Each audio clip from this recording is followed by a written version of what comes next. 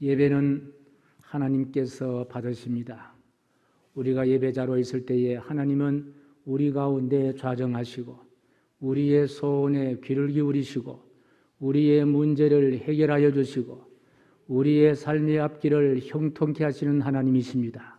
인생의 생사화복과 역사의 흥망성쇠를 하나님 주관하시는데 오늘 이 예배를 통하여 여러분의 모든 막힌 것들이 뚫어지게 하시고 질병들이 회복되게 하시고 기도의 제목들이 응답될 수 있고 문제가 해결받을 수 있는 축복의 자리가 되기를 주님의 이름으로 간절히 축복합니다.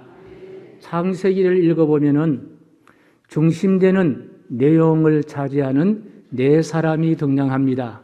곧 아브라함과 이삭과 야곱과 요셉입니다. 그런데 이 아브라함과 이삭과 야곱, 요셉 이 네 사람이 어떻게 하나님을 예배하고 하나님을 섬겼는가에 대한 기록된 것이 바로 창세기입니다. 좀 더 자세하게 살펴보면은 아브라함은 우상 장사하는 아버지 밑에서 함께 있을 때에 75세에 하나님은 아브라함을 부르시고 고향 친척 아비집을 떠나 내가 내게 지시할 땅으로 가라고 이야기했을 때에 이 아브라함은 모든 것을 포기하고 믿음으로 순종했다는 믿음의 그 놀라운 사건들을 기록하고 있습니다. 그리고 야곱은 장자권을 소유하면서 형 에서와 갈등으로 험난한 인생 여정이 기록되어 있는 많은 분량을 차지하고 있습니다. 요셉 물론 형의 시기로 인해서 애굽에 팔려갔지만은 바로 애굽의 국무총리가 되었고 그리고 민족을 살렸던 놀라운 요셉의 영웅담들을 오랜 내용과 긴 이야기로 그렇게 기록하고 있습니다. 그러나 이삭이란 사람은 별로 내세울 것도 없습니다.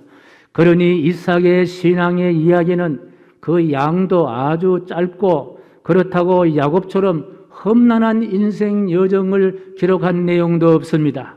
특별히 기록될 그와 같은 스토리가 많은 분도 아닙니다. 이삭의 활동 범위 역시 아브라함이나 야곱이나 요셉에 비하면 아주 협소하고 작은 범위입니다. 그런데 이삭은 아브라함과 야곱과 요셉이란 인물에서 찾을 수 없는 독특한 품성을 갖고 있는 사람이었습니다. 그러면은 이삭이 갖고 있는 그와 같은 독특한 품성이 어떤 품성이냐? 그 이삭만이 갖고 있는 독특한 품성 때문에 아브라함과 야곱과 요셉과 견주면서 창세기를 아름답게 만들어갔던 그와 같은 사람인데 도대체 이삭은 어떤 품성을 갖고 있던 사람일까? 그 이삭의 품성을 아는 내용이 오늘 본문에 기록되어 있는데 14절과 15절 말씀 같이 시작. 양과 소가 때를 이루고 종이 심이 많음으로 블레셋 사람이 그를 시기하여 그 아버지 아브라함 때에 그 아버지의 종들이 판 모든 우물을 막고 흙으로 메웠더라. 우리나라 말에 사촌이 논사면 배 아프다는 말이 있는데 이삭이 농사를 지어서 큰 부유함을 부유함을 얻게 되자 이웃 사람 블레셋 사람이 시기를 해서 아버지 아브라함이 종들을 통해서 판 모든 우물을 흙으로 메워버렸습니다. 당시에 우물이라는 것은 농사 짓는 사람에게 생명수와 같은 그와 같은 것이었는데 그 물을 얻을 우물을 다 메워버린 거예요. 그런데 힘들게 판 우물을 메워버린다 하더라도 이삭은 거기에 대해서 대항하지 않습니다. 한마디 불평도 하지 않습니다. 원망도 하지 않습니다. 뿐만 아니라 16절 17절의 말씀 보면요 같이 시작. 아비멜렉이 이삭에게 이르되 내가 우리보다 크게 강성한 적 우리를 떠나라. 이삭이 그곳을 떠나 그랄 골짜기에 장막을 치고 거기 거류하며 당시의 왕인 아비멜렉이 이삭이 농사도 잘 짓고 잘 살게 되니까 시기가 나서 야 이삭아 너 토지를 다 버리고 떠나라 추방 명령을 내립니다. 그랬더니 이 이삭은 두말하지도 않고 그곳을 떠나서 저 골짜기 밑으로 그렇게 떠나가는 거예요.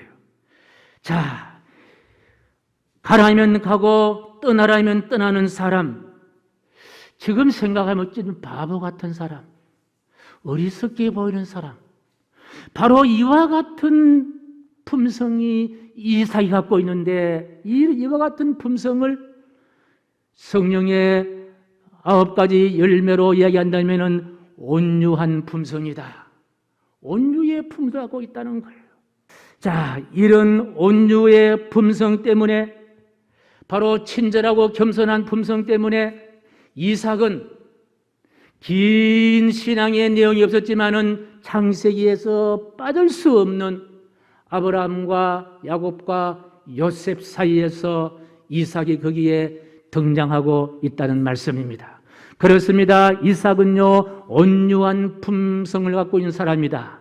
다른 말로 하면요, 온유의 영성이 풍성한 사람이었다. 이 온유함 때문에 창세기에서 하나님께서는 이삭을 뺄 수가 없이 이삭이 창세기에 들어가야 할 이유가 되었다는 거예요. 심리학자 가운데 유명한 칼 로저스라는 심리학 박사가 있습니다. 이분이요, 높은 인격을 갖고 있는 4가지 원칙을 이렇게 설명한 거예요. 첫 번째로, 높은 인격을 갖고 있는 사람은 첫째로 자기를 내세우지 않고 남을 인정하고 존중할 줄 아는 사람이다. 한번 잘 들어보시기 바랍니다. 둘째는요, 높은 인격은요, 솔직하고 순수한 사람이라는 거예요.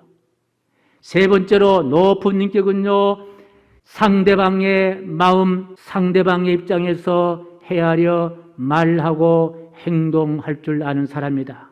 자기 말을 하는 것이 아니라 상대방의 입장에 서서 상대방을 헤아려 말하고 행동하는 사람이다. 네 번째로는요, 높은 인격을 갖고 있는 사람은요, 바로 믿고 맡길 수 있는 신뢰를 주는 사람이다. 자, 그런데 이 4가지 품성은 모두가 다 어디에서 나오느냐? 온유한 품성에서 나온다. 그렇게 칼 로저스 심리학 치료 박사님은 그렇게 이야기를 하고 있습니다.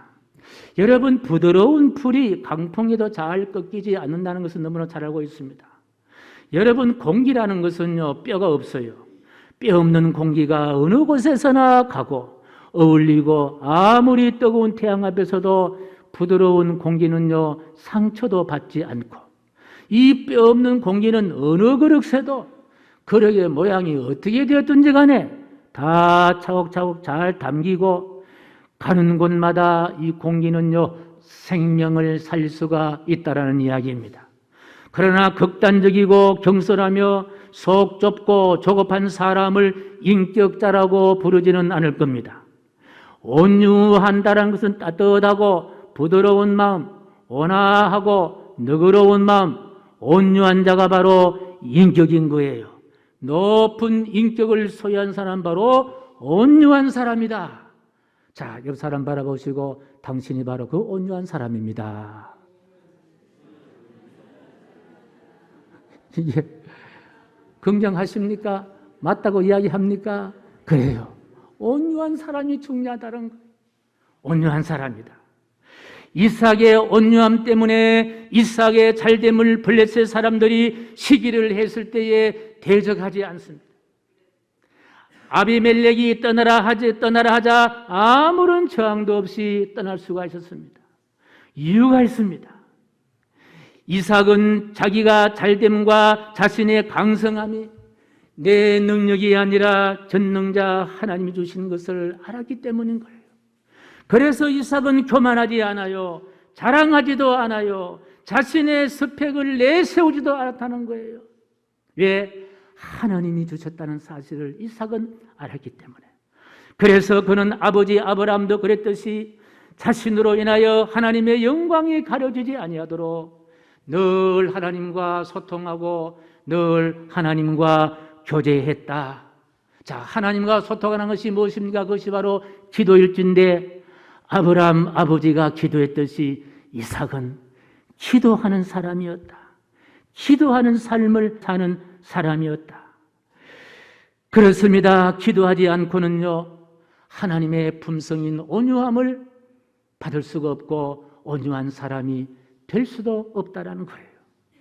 저는 이 이삭의 온유함을 생각하면서 그래, 정말 온유한 사람은 이삭도 온유하지만 이삭의 온유가 그림자라면 온유의 실체가 바로 그리스도신 예수님이시다 하는 그런 생각을 가져봅니다. 여러분, 예수님의 십자가 사건을 가만히 보면요, 특히 예수님의 십자가 사건을 구약에도 기록되어 있는데 구약의 이사야 55장 7절 말씀 봅시다. 시작. 그가 곤욕을 당하여도 괴로울 때에도 그의 입을 열지 아니하였으며 마치 도소장으로 끌려가는 어린 양과 털 깎는 자 앞에서 잠잠한 양같이 그의 입을 열지 아니하였도다. 이 이사야 53장은요, 신약의 예수님의 십자가 사건을 이야기하고 있는데 예수님이 십자가를 지실 때도 도수장에 끌려가는 어린 양처럼 말도 하지 않고 털 깎는 양처럼 그 고난 가운데도 대꾸한다거나 대항하지 않고 다 받아들이는 품성, 이것이 바로 예수님의 온유함이었다. 만약에 예수님이 온유하지 아니하셨다면 십자가를 질 수 있었을까요? 없었을까요? 절대로 질 수가 없습니다.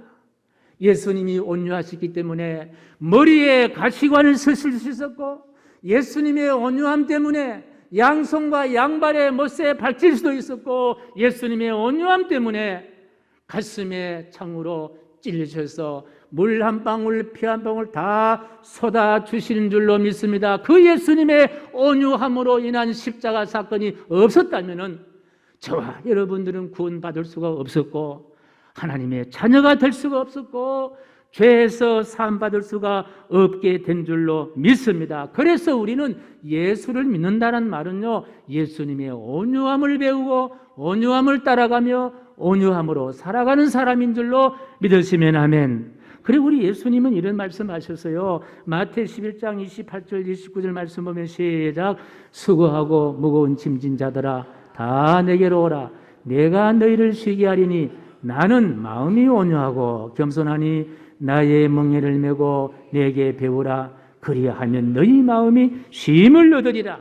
여기에 온유와 겸손의 말은요, 동일어인데 온유하고 겸손할 때에 마음에 뭐가 온다? 쉼이 온다는 거예요. 우리 마음에 쉼이 있기를 원합니까? 안식을 원합니까? 그렇다면 예수님의 온유함을 우리가 다 배우시기를 간절히 축복하며, 그런데 이 온유함을 배울 때에 어떻게 했습니까? 나의 멍에를 메고 내게 배우란 말이 있는데요, 이 멍에를 맨다는 말이 참 의미가 있는 말인데 그 당시에 밭이나 논을 갈 때에 꼭 소 두 마리의 멍에를 씌웁니다. 그런데 힘이 세고 일을 잘하는 소는요 바깥에 두는 거예요. 그 다음에 좀 약하고 일도 잘 서투르고 못하는 소는요 안쪽에 둡니다. 그러면요 밭을 갈 때에 또는요 연자맷돌을 돌릴 때에 바깥에 있는 소가 힘을 쓰는 거예요. 안쪽에 있는 소는 그냥요 따라가면 된다는 거예요. 예수님의 십자가를 지고 십자가의 멍에를 메고 예수님의 온유를 배우란 말은 무엇입니까? 예수님이 우리가 할 수 없는 그와 같은 어려운 것들, 힘드는 것들, 억울한 것들, 답답은 다 짊어지시고 예수님 바깥에서 힘을 쓰시겠다는 거예요. 우리는 그저 안쪽에서 예수님이 하작하는 대로 따라가고 예수님의 뒤를 따라가면 된다는 거예요. 거기에 쉼이 있다는 거예요. 거기에 안식함이 있다. 그래서 무거운 멍에는 예수님 메고 가시기에 내가 메는 멍에는요 훨씬 쉬운 것이 된다는 거예요. 예수님의 멍에를 따라가지 않으면 내가 모든 멍에를 메어야 되기 때문에 너무 삶이 힘들고 벅차고 어렵다는 거예요. 여러분 신앙생활 할 때에 힘들게 신앙생활 하시는 분도 계시는데요, 왜 힘드느냐? 예수님의 멍에를 메지 않고 예수님과 함께 하지 않고 바깥에서 나의 힘드는 것을 예수님이 다 이렇게 해주시는 사실을 믿지 못하기 때문에 힘들지는 않는가 하는 생각을 가져봅니다. 분명히 예수님 말씀하십니다. 내 명령에는 쉽고 내 멍에는 가벼운 힘이라. 할렐루야. 그렇습니다. 하나님이 창세기라는 엄청난 역사 속에 이삭을 등장시킨 이유가 이제 알았습니다. 이삭은 바로 온유함 때문이다. 사랑하는 성도 여러분, 예수님의 온유함을 우리도 배워서 이 역사 속에 이삭처럼 농사할 때에 100배의 복을 얻듯이 여러분의 삶의 떡반죽 기름 그릇이 100배의 축복이 있게 되기를 간절히 축원합니다. 우리 이삭이 농사 지었을 때에 참 강성했다는 말이 있듯이 여러분의 삶이 누구도 넘볼 수 없는 강성함의 복을 받기를 간절히 축복합니다. 할렐루야. 이삭이 온유했기 때문에 100배 농사 지을 때에 100배의 복을 받았고, 이삭이 온유했기 때문에 강성한 그런 복을 받았다. 이처럼 이삭은 온유한 사람이었다. 무엇이 온유하게 만들었습니까? 하나님과 소통하는 이삭의 기도가 온유한 사람 만들었다. 여러분, 온유한 사람의 심령은요, 타인의 범죄를 회복시킨 능력이 있다고 했습니다. 온유한 사람은 항상 자신을 시험에서 안전하게 하는 힘이 있다고 했습니다. 갈라디아서 6장 1절 말씀이네요. 같이 시작. 형제들아, 사람이 만일 무슨 범죄한 일이 드러나거든 신령한 너희는 온유한 심령으로 그러한 자를 바로잡고 너 자신을 살펴보아 너도 시험을 받을까 두려워하라. 아멘. 여러분, 거북이 목을 강제로 빼낼 수 있는 힘이 없다는 거예요. 거북이가 그저 한 20파운드, 40파운드밖에 안 되는데요. 거북이가 목을 싹 집어 넣으면요, 150파운드, 200파운드의 힘을 가진 사람도 절대로 거북이 목을 빼낼 수가 없다는 거예요. 여러분, 이런 시험 한번 해보셨습니까? 거북이 목이요, 힘세다는 거예요. 안 빠진다는 거예요. 그럼 거북이 목을 빼내는 방법이 있습니다. 아주 쉬워요. 어떻게 할 때 거북이가 목을 쑥 내미느냐? 따뜻한 화롯불 가까이에 거북이를 갖다 놓으면요, 몇 초도 안 지나서 거북이 목을 쏙 빼낸다는 거예요. 무슨 말이냐? 힘으로 하는 것보다도 따뜻함으로, 온유함으로 하는 것이요, 힘보다 더 힘이 있다는 거예요. 이제 우리는요, 힘으로 무엇을 할 것이 아니라 예수님의 온유함으로, 기도함으로 할 때에 우리 앞에 기도가 필요 없는 힘이 있다 없다는 거예요. 아무리 작은 문제라 하더라도 기도가 필요하지 않는 문제도 있다 없다라는 거예요. 지구상에서 아주 장수하는 마을이요, 저 히말리아 산속에 훈자라는 마을이라고 하는데, 그 훈자라는 마을은요, 모두가 다 평균 120세 산다는 거예요. 여러분, 120년 사기를 원하는 분은요, 다 보따리 집을 만들어서 훈자 마을에 가십시오. 그런데 이제 120년을 사는데 구약에 모세가 120년을 살았습니다. 그런데 훈자 마을을 사는 사람을 연구해 보면요, 모세와 아주 흡사한 점이 있다는 거예요. 어떤 흡사점이 있느냐? 첫 번째로 일용할 양식으로 만족하여 훈자 마을에 사는 사람은 욕심을 부리지 아니했다. 있는 것으로 족한 줄 알고 평안했다는 거예요. 모세도 늘 일용할 양식으로 만족했던 사람이다. 두 번째로 좋은 물을 마셨다는 거예요. 반석에서 깨뜨린 물을 마셨다. 모세 역시 반석을 쳐서 물을 마신 사람이다. 세 번째로는요, 걸어 다녔습니다. 훈자 마을은요, 산이기 때문에 차가 다닐 수 있는 길이 없다는 거예요. 걸어 다녔듯이 모세도 광야 40년 동안 늘 걸어 다닌 사람이었다.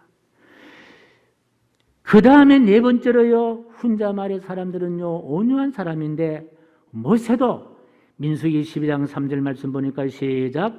이 사람 모세는 온유함이 지면의 모든 사람보다 더하더라.